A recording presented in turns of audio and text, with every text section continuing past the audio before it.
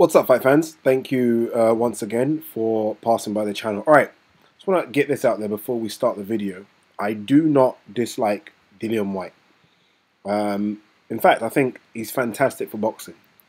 Characters like him, and I think they are kind of characters. I don't know if what they do is real, by the way, but I think characters like him, Tony Bellew, Tyson Fury, Deontay Wilder, all fighters that are honest, are very vocal, are few and far between in boxing. So I think what he brings to boxing is an entertainment value is massive. Is massive. Trust me. Boxing needs people like Dillian Whyte. Absolutely. I think he's a good boxer as well. I don't think he's a great boxer. I think he's a good boxer. This is a guy with practically no amateur record from a kickboxing background who I think's done fantastically well to get where he's got. All right, back to the main topic. Eddie Hearn, in an interview with Kugan Cassis, you guys have all probably seen the interview now, said that he thinks Dillian Whyte is the third best heavyweight in the world. So he said AJ, Wilder, then Dillian Whyte. And then I think he kind of said Povetkin, Parker, in and around that. But the main point here is Dillian Whyte as the third best heavyweight in the world. You must be crazy. Well, I must have missed something. I must have missed the last 5 years of boxing. That Dillian Whyte has somehow now become the third best heavyweight out there. Like, what? Huh? How on earth has that happened? Now, to become the third best at anything in the world, especially boxing, for me, I need to look at your back catalogue and I need to start seeing something in there that says, okay, yeah, okay, fair enough. So, example, if Dillian Whyte beats Joseph Parker, I have Joseph Parker around 6 or 7, I think. If Dillian Whyte beats him, there's an argument to put Dillian Whyte in the top 5. And you could make that argument very well. But without that, someone, again, if you're a Dillian Whyte fan, you've got to convince me right now. Leave a comment. I will respond. How on earth Dillian Whyte's the third best heavyweight in the world? Let's just look at the resume for a second, right? So, the highest ranked person Dillian Whyte has fought, I would say, is Anthony Joshua. When he fought Anthony Joshua for, I think it was a British title at the time, I don't even think Anthony Joshua was top 10. But let's just, for argument's sake, say Anthony Joshua was number 10. I don't think he was, but let's just say he was number 10. He lost, right? The next big name he fought after that was Derek Chisora. Now, again, I don't think at the time that Derek Chisora was top 15, 20. Maybe top 15. So let's say Derek Chisora was 15. Okay, so he beat the number 15 ranked heavyweight in the world. Let's just say that again. So that means categorically Dillian Whyte is now in the top 15. And I would agree with that. Although I think he lost that fight, I'm just going to say he won that fight just for this argument that I'm trying to make now.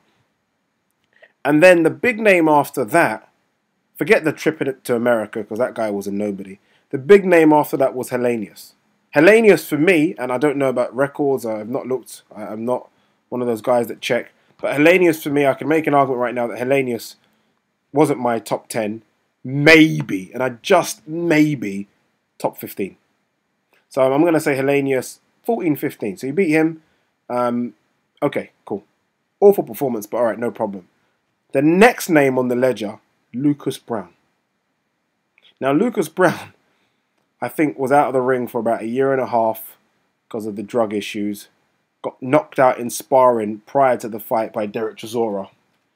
And there's no one on this earth that's going to tell me Lucas Browne was top 25. No way. No way. If you do, I will literally reel off 25 names now for you. No way. So you're telling me to become the third best heavyweight on this planet, wins against 15 ranked Chisora, 15 ranked Helenius, and I think 25, 30 ranked Lucas Browne makes you number 3 in the world? What? Like, how has it become this easy?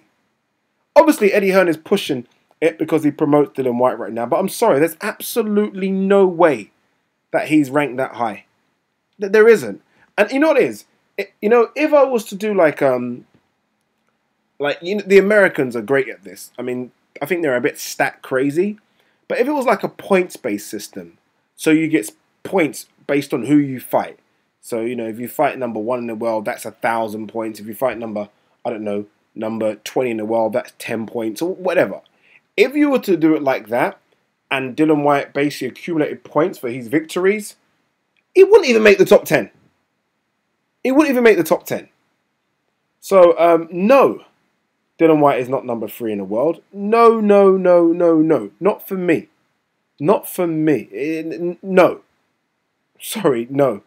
Now, make an argument for whoever you want to get number 3, whether that be Povetkin, who's only lost once, and that was to Klitschko, whether it be Luis Ortiz, who's only lost once, and that was to Deontay Wilder, even Akubat Pulev, who's only lost once, to Klitschko. Whatever your argument is, Joseph Parker maybe even, I want to hear it, but I'm not going to hear Dillian Whyte as number 3 in the world. I can't. I can't. I'm sorry. I can't. No. No. I can't give you number 3 in the world for beating Lucas Brown, Helenius, and Chisora. I can't give you it. Because you're not... I mean, you've barely beaten someone in the top 15. Doesn't make any sense. It doesn't make any sense. Only in the world of boxing, politics, can that make sense.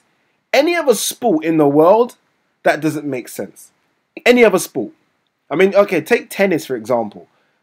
You can't beat guys outside of the top 20, and then, sorry, top 15, and all of a sudden say you're the next best thing behind Nadal and Federer. What? No, you've got to beat Djokovic, you've got to beat Murray, you've got to beat, I don't know, Stan Wawrinka. You've got to beat all those guys. You've got to do a job on those first to claim number 3.